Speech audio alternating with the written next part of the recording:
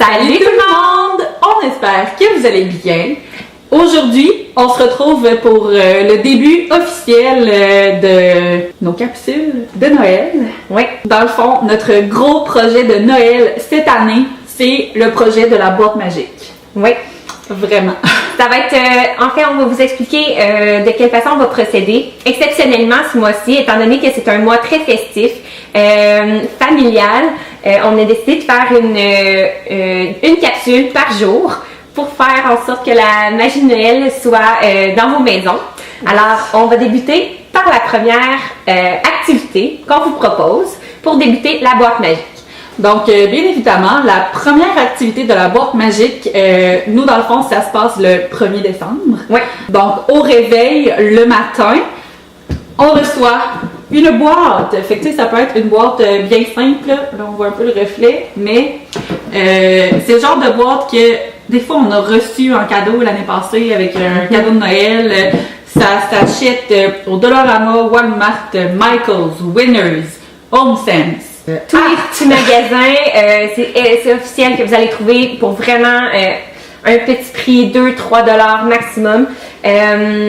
C'est vraiment très simple à trouver. Puis même, tu sais, si vous avez zéro budget, genre pour aller acheter une boîte, là, je pense à ça de même, tu sais, une boîte de chaussures ou n'importe quoi, puis au pire, vous la décorez un peu plus pour vraiment la rendre festive.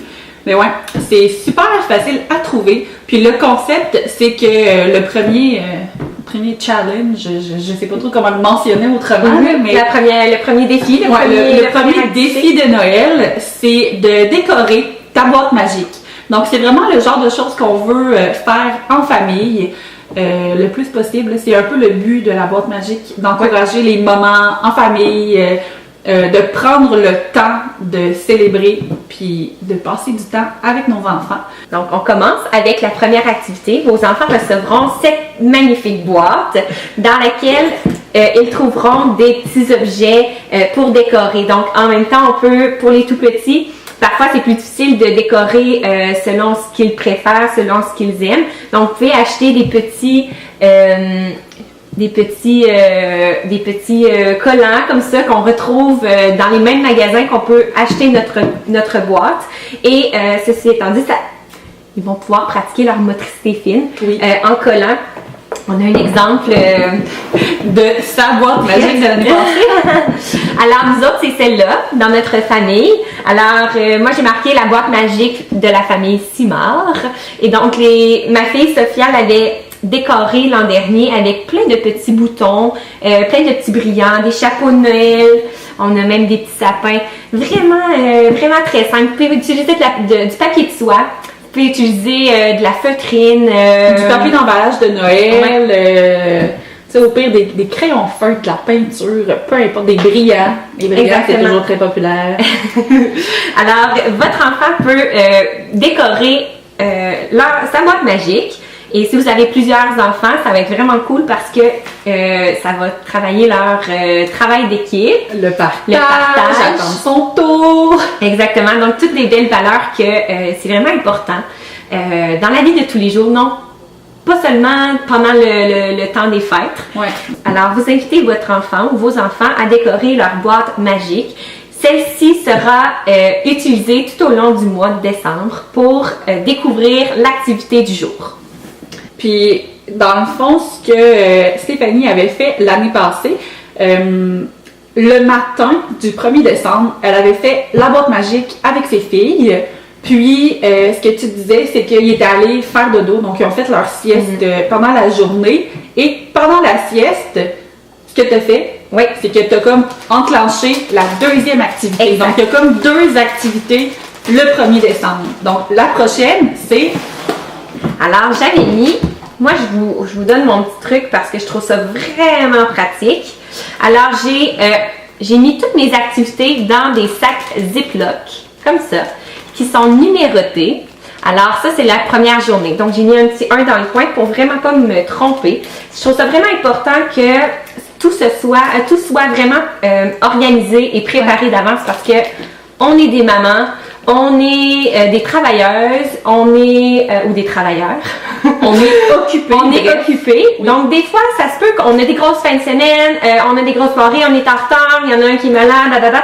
Alors, d'être préparé, ça nous évite de dire « Oh, j'ai pas le temps, ça va aller à demain. » On saute la boîte magique. Puis, Exactement, mais les enfants l'attendent tellement parce que là, c'est comme... ils sont comme excités de découvrir ce il y a qui va toujours se le cacher. mystère. Exactement. Ouais. Puis c'est un peu pour ça aussi qu'on commence les capsules un peu avant le 1er décembre. Donc ça va vous permettre de pouvoir comme préparer les premiers jours, les premières activités du mois de décembre. Fait que si vous voulez vous faire des petits sacs ou des choses comme ça avec toutes vos activités, ben vous allez pouvoir le faire. Oui. Alors, dans mon premier sac, donc je les mets toujours dans la boîte, évidemment. Alors, au Dollarama, vous pouvez trouver une petite bouteille.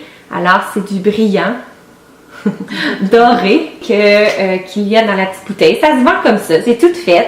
Déjà. Pas avec l'étiquette. Pas l'étiquette. L'étiquette, on peut vous partager, on va pouvoir vous partager l'étiquette que vous allez pouvoir imprimer et coller sur votre bouteille. Alors, ce qui est marqué, c'est marqué poudre magique à sapin de Noël.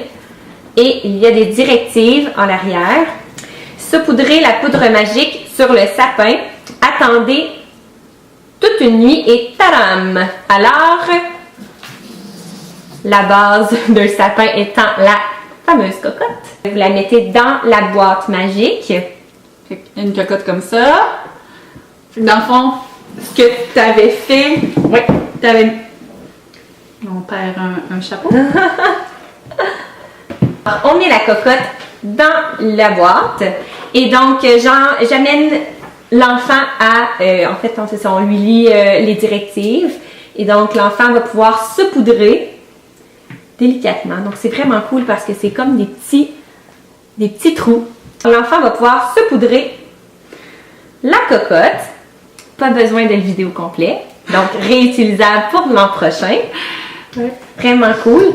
Et donc, on referme la boîte. La cocotte, elle est saupoudrée de petits brillants à l'intérieur. Et donc, on referme la boîte tout simplement, comme ça. Et on la laisse dans le salon ou ce que vous allez laisser... Où est-ce que vous voulez mettre votre sapin de Noël. Oui, exact.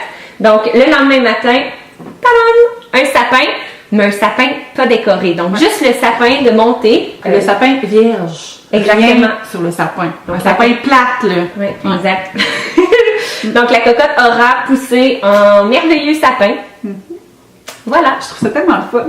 Tu sais, moi, je sais pas, genre, je me ramène à quand j'étais petite, puis, hey, j'aurais capoté de faire ça. Oui, vraiment. Ouais. Je peux vous dire que Sophia, l'an dernier, elle l'attendait et elle avait à peine 2 ans. Elle attendait la fameuse boîte magique à tous les jours. C'était vraiment comme... c'était vraiment excitant de la voir s'émerveiller avec si peu. Parce que c'est vraiment pas compliqué. Ou genre une boîte, du Ouais. Dollarama. Ouais. Puis ça, je pense que tu disais tantôt que tu avais une photo Oui. de Sophia avec la boîte ou le sapin. Le sapin. Ouais, fait que si jamais elle la retrouve, on va pouvoir la mettre ici pour que vous voyez de quoi ça a l'air. On se voit demain pour la prochaine activité. Bye!